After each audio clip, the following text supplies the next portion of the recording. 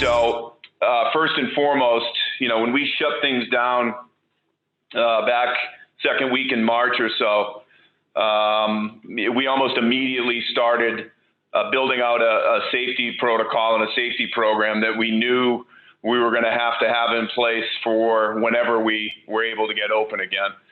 So, in building the Everclean program out, we knew that we were going to have these protocols in place to open for the summer and certainly for the winter. So we started to build that out almost immediately. Pretty benign stuff at first, but we essentially adopted everything that the state has put in front of us in terms of expectations around masks when you're inside and can't be further away from than 6 feet from each other, physical distancing, trying to keep groups of people down.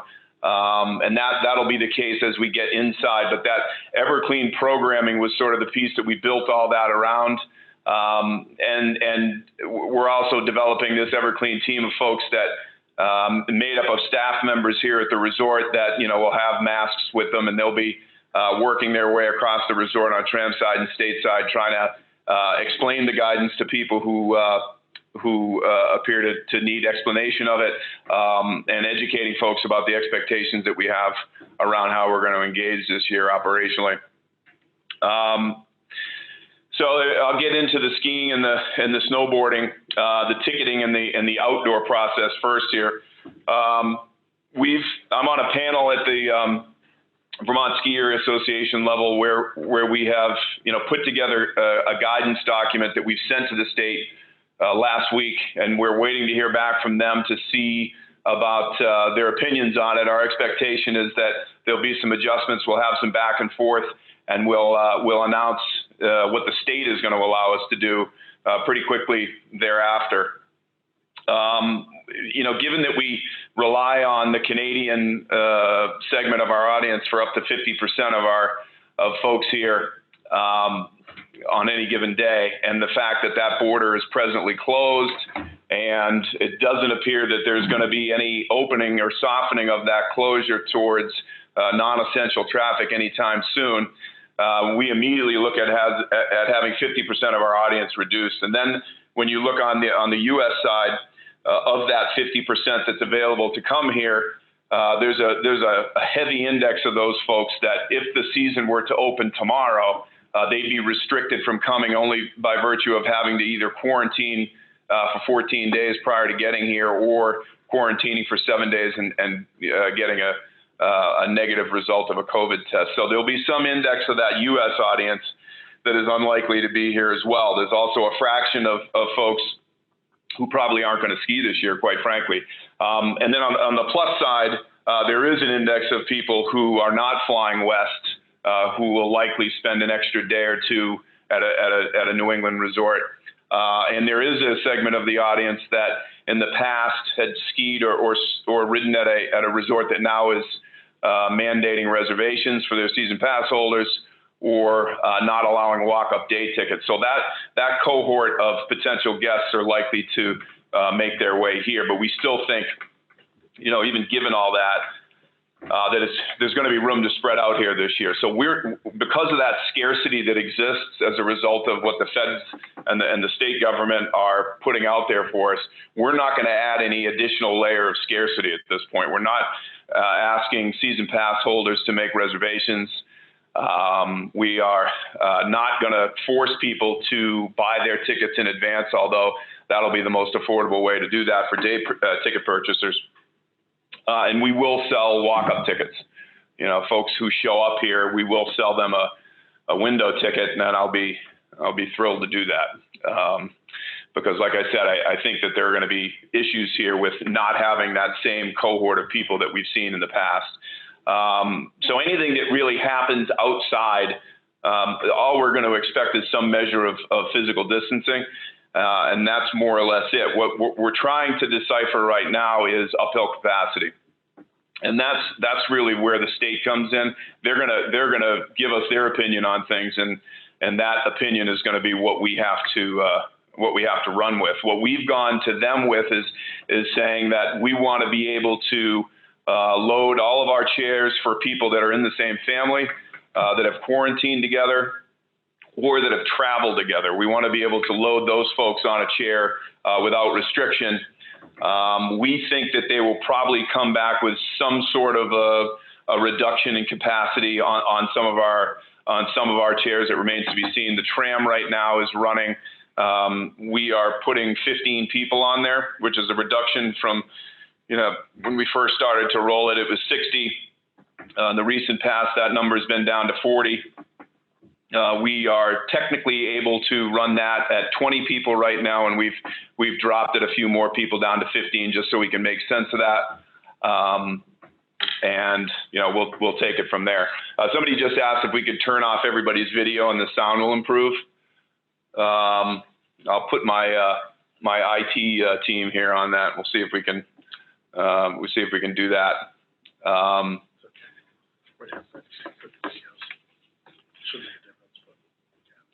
So as it relates to the outdoor and the uphill capacity, that's really a piece that, as that develops and the state puts that back in front of us, I'll get back with everybody, and we'll probably make something available so that you can see that. In terms of some of the profit centers that we have here, the rental, repair, and demo shops, we will start over at Stateside. With the shop available over there, we will transition over to the tram side of the resort at some point as we get in closer to the Christmas holidays and that time frame. Our ski and ride school are going to offer group and private lessons for both kids and adults of all levels. To participate in a group lesson, you're going to need to be able to load and unload lifts on your own without assistance from an instructor. That's the way it looks right now.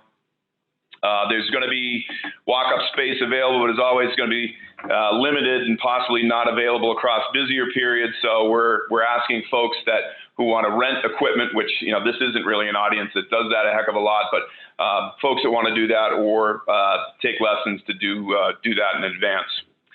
So we're moving the Nordic Center, snowshoeing, fat biking. We're moving all of that up from the clubhouse area, and moving that into the tram side rental shop. So all of that will still be available up there. We're expecting that will get hit pretty hard by the folks that are here. As you start to get indoors, there becomes more of an issue with folks getting together, obviously. There will be limitations. What we're hoping at this point is that the state comes back and says that we can operate at 50% of our fire capacity in the tram side base lodge and in the stateside base lodge. That, at this point, from what I'm seeing, that's probably the best possible outcome. Right now in the state of Vermont, indoor gatherings are limited to 75 people regardless of the physical space that's available. That translates into the fact that I've got a 60,000 square foot indoor water park, and I'm only allowed to put 75 people in there. Which if you've seen the water park and you've seen 75 people in there, it's a pretty lonely experience. But the upside on that too is that there's no lines to get on the flow rider, and you rip through that place pretty well if you've got a family. So those water park tickets will be available on a first come first served basis, buying through our online purchasing. That is something that we will suggest folks buy in advance. We will sell walk-up access to the extent it's available. But in our limited experience that we've had operating that park the last few weeks, in this low compression time frame, those tickets sell out fast. We're pretty much sold out for this weekend already, and we've sold out pretty much every weekend that we've been open. We have allowed a little bit of walk-up access because there's a natural flow to folks coming in. They bang out a couple hours in there, and because there's not a lot of people, they get tired of it pretty quickly. And as they leave, we allow more people to come in. So that'll continue. When you get into the whole eating and drinking aspect of what we're trying to do, we're trying to move people outside wherever we can. Obviously, you guys are at Jay Peakers, and you know that the potential for eating and drinking outside in the middle of winter here is, for lack of a better word, extraordinarily limited. But that's not going to stop us from at least trying. And what we've tried to do is any capital that we're spending on trying to navigate our way through COVID, we've really tried to look at it through the lens of what's going to have a shelf life after this is over. We don't want to dump a ton of money into building these things that we're only going to have to deconstruct when this, rolls past us. So one of the things that we're building is a sort of an outside area at tram load. We've taken some of the landscaping out of there where you traditionally queue up for the tram. We're putting in about a 600,000 BTU propane fueled fire pit, rectangle fire pit there that we're going to have seating all around that. We're putting in, $30,000 or $40,000 worth of windscreen protection and glass and Plexan in there that's going to essentially surround that area. And then we're putting in a food truck along the eastern wall, which faces out towards the water park. We'll have a food truck there that serves. At this point, it looks like it's going to be primarily cheesesteaks and Jamesons and coffee. So it's sort of the perfect diet. Yeah, Chase, the Richmonds are all about that. But we'll have a few things there to try to keep people warm in the morning and try to keep them fed, try to keep them spread out there. We'll have seating for a dozen or 15 people around there. And our hope is that if we can get 20 days of utilization out of that, maybe 2 days worth of utilization out of that on days that, it's not bone snapping cold, but it's something in the 20s or upper 20s or low 30s that we may be able to spread some people out by offering that. It looks like at this point, we're probably not going to open Aroma over on the side there. There's just almost no way to eliminate the congestion that we generally see in there, even at a reduced capacity of folks that'll be at the resort. We have a sneaking suspicion that it'll get congested in there, but we're taking all of the coffee equipment and we're redistributing that. We're going to set up a more robust coffee option inside Buddy's Mug at the Hotel J, and we're going to do a heck of a lot more, coffee options inside of Provisions. So we'll have that available in the tram along tram side. When you get into the base lodge there, regardless of what we want, the state's going to come back with, some reductions in there. So we're going to fully utilize the mezzanine area inside Tram Base Lodge. We're going to take the IR and use that for seating inside there. We're pulling out the banquet tables and we're building picnic tables that'll be distanced inside the Base Lodge, up in the mezz and in the IR. We are going to allow people to come in there and boot up. Most of the resorts, certainly all of them in our competitive set, they're either closing the base lodges altogether or going to make it extraordinarily limited. We're going to build out some more cubbies and a locker system in there. We will allow folks to come in and get ready and go out. We are not allowing bags on the floors at all. They'll either be put up on the walls or they'll be redistributed somewhere.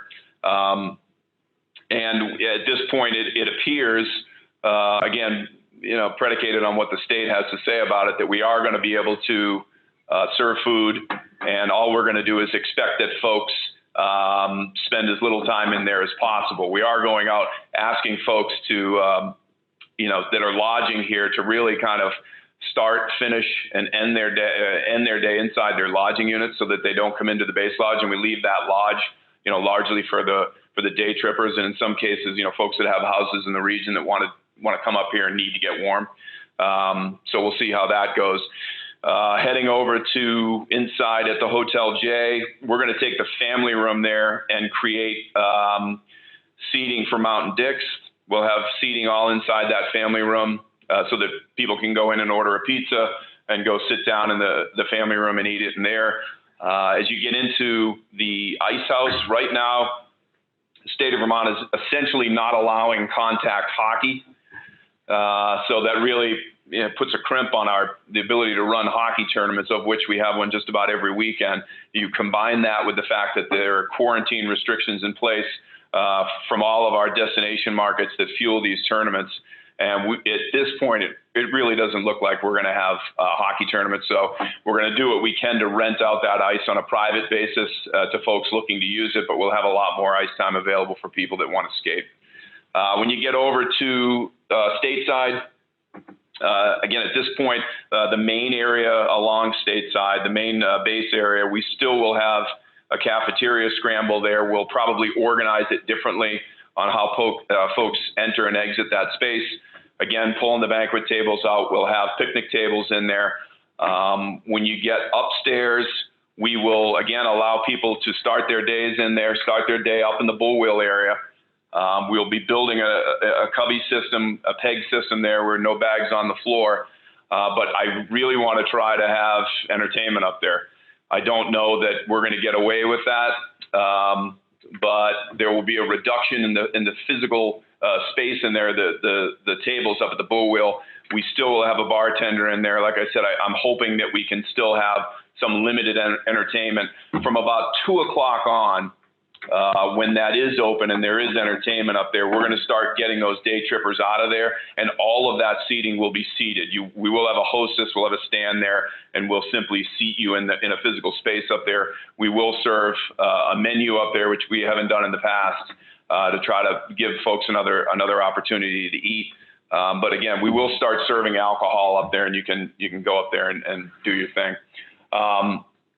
As it relates right now to Howie's, we don't see there being any big difference in the Howie's experience, with the exception of a reduced capacity inside that. So that's eating, drinking, and indooring. Retail shops, we're going to pull some of the merchandise out of there. We'll have some restrictions on the number of people that we can put in there, but those will still be available. Clips and Reels is going to stay closed. That's what it looks like at this point. It's just it's too difficult to clean the hand and footholds in there, which the state is making us do. After every single person that rolls up one of these walls, we'd have to send somebody up there to clean everything, which, regardless of my opinion on it, makes it awfully difficult to try to execute there. And it's the same with the movies. The movies are the capacity in there is greatly reduced. We still may end up doing something in there with movies. That remains to be seen.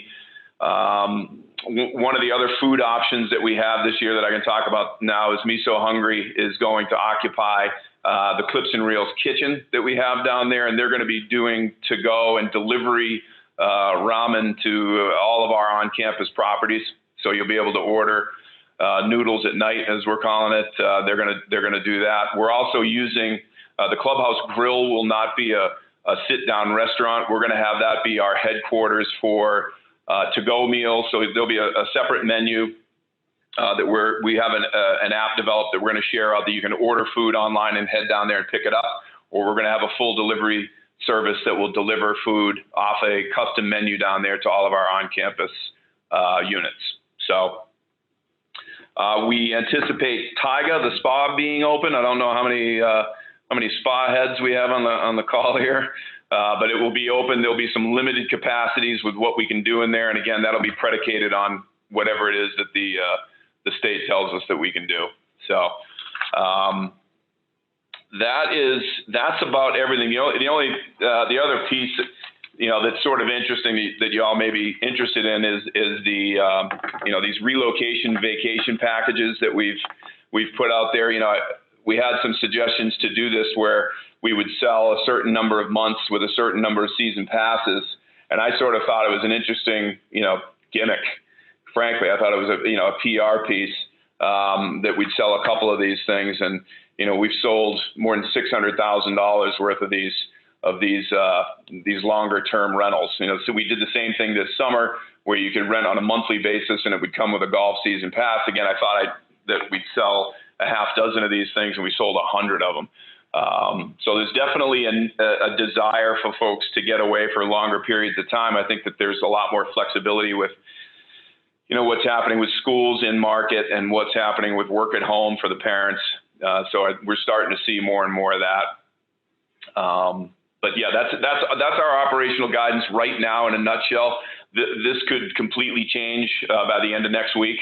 But we wanted to put something out publicly, before this meeting, so people could start to see that. And I wanted to do this with season pass holders only because, the one-dimensional stuff where we send out information doesn't really give people an opportunity to ask questions about this. Certainly not in an environment where it's easily answered.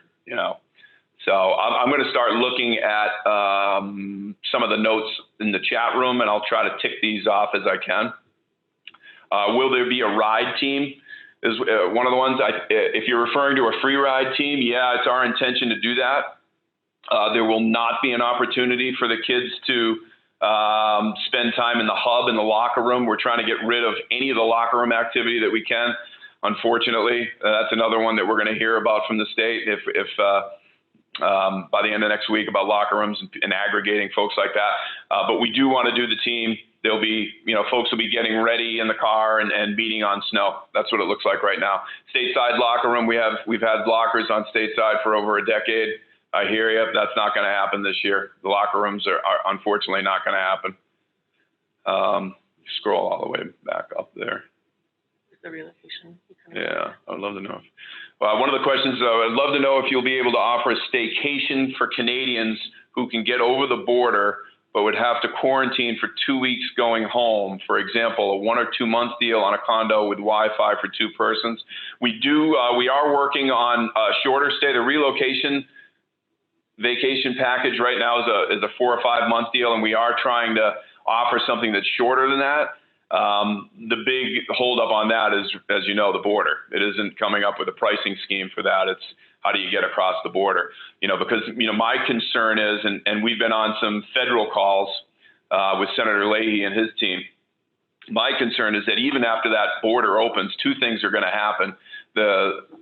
Our Governor Scott, is going to be very hesitant to let in Canadians who are in areas that have more than 400 case counts per million. And the Canadian government is likely to enact some sort of a quarantine for any of its citizens that come into the States and then go back into Canada. There will be some restrictions when that border opens. It's not going to be just the border is open, everybody have at it. There still will be some level of restriction that I think is going to make it difficult.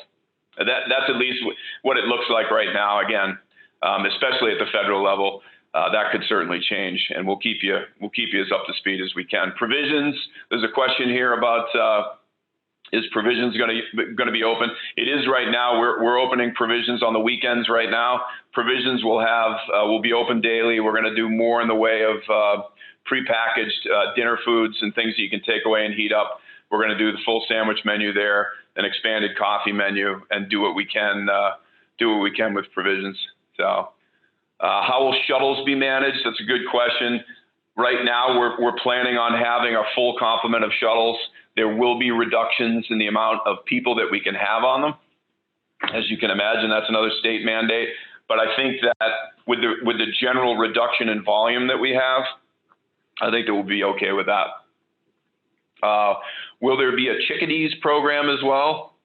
Yeah, but the activities we have to look at. Yeah, I mean, there will be a chickadees program that's been really popular. I have 2 girls too, so I have a vested interest. Even though they've aged out of that, I still, my heart goes out to the families with little kids. We will be able to do that. It's just some of the activities are going to will be managed differently.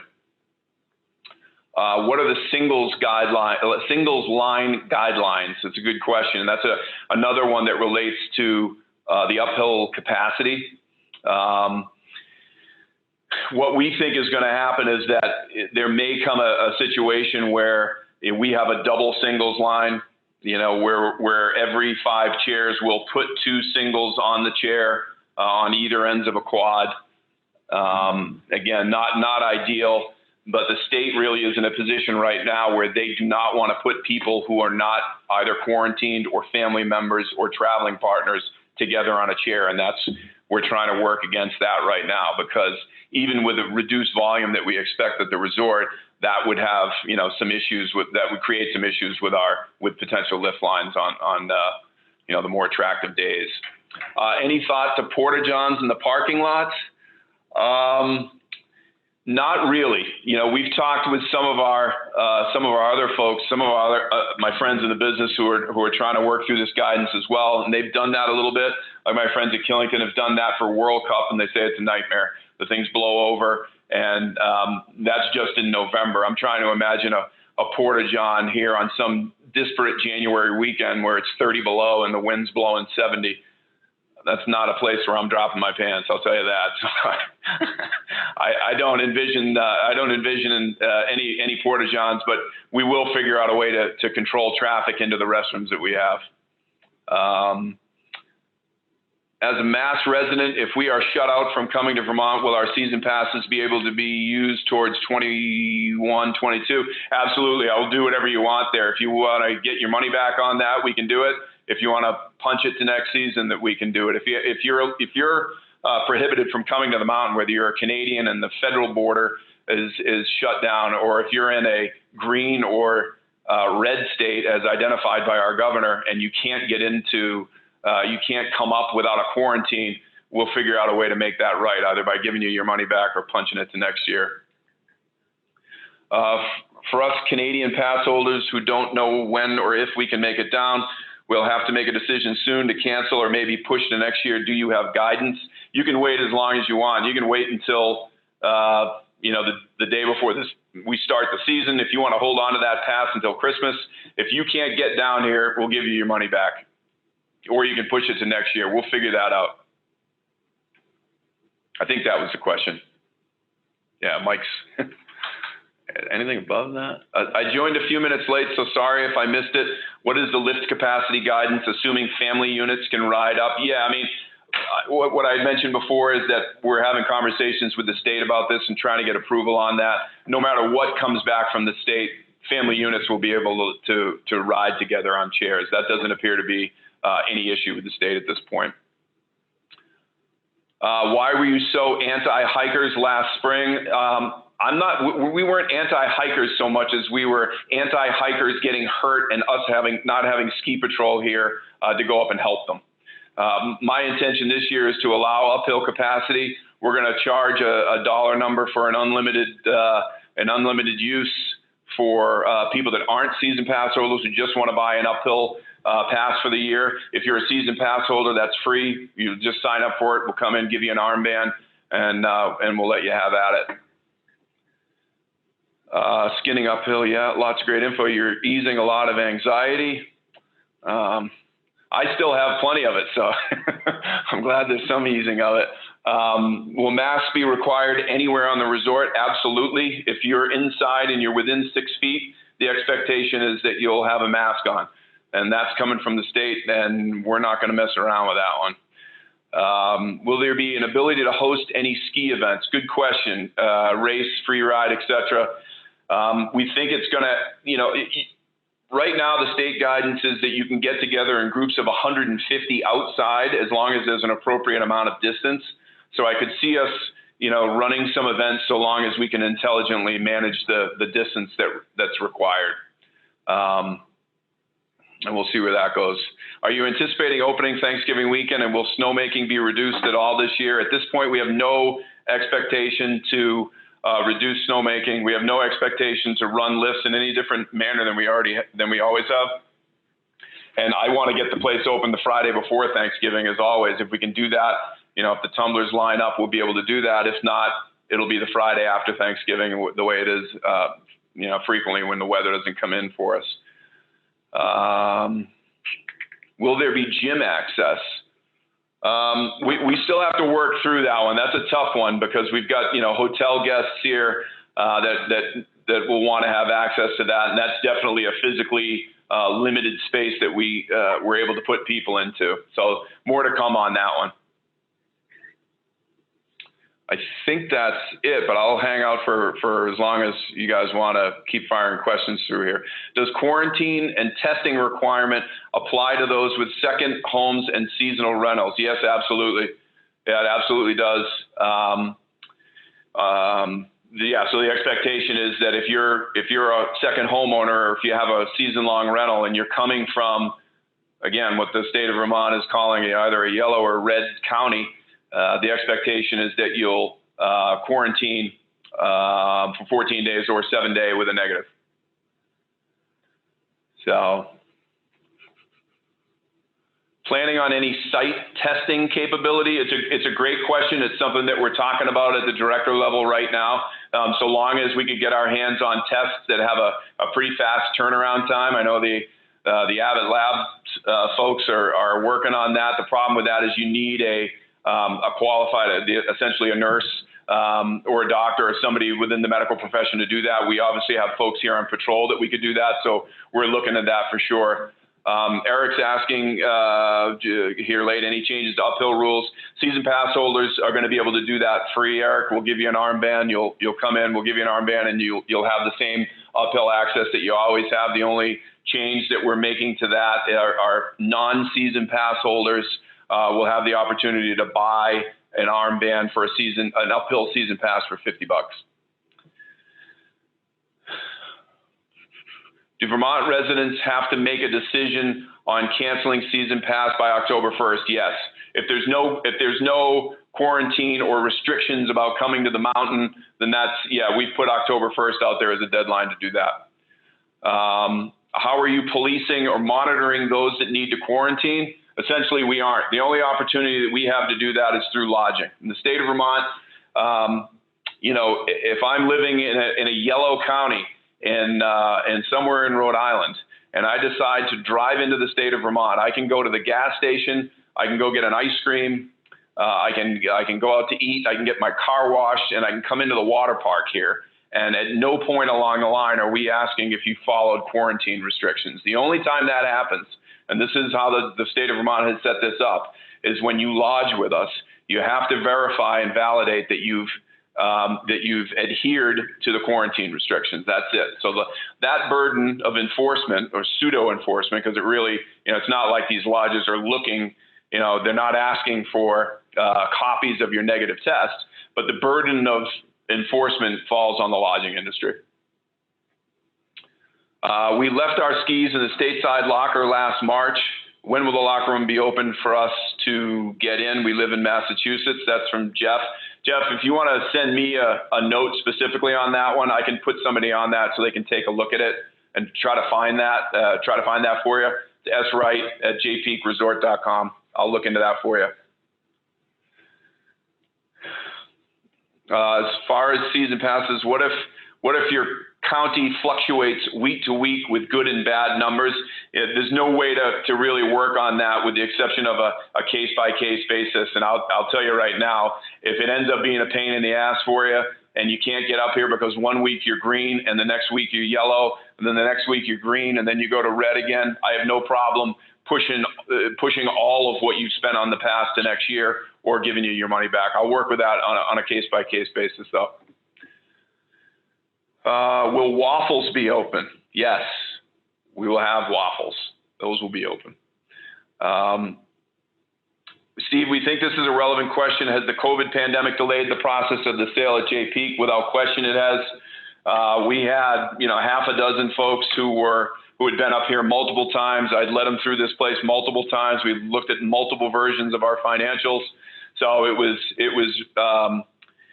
pretty obvious that they were very serious. And then this happened and, they've got their own irons in the fire that they've got to work on at this point.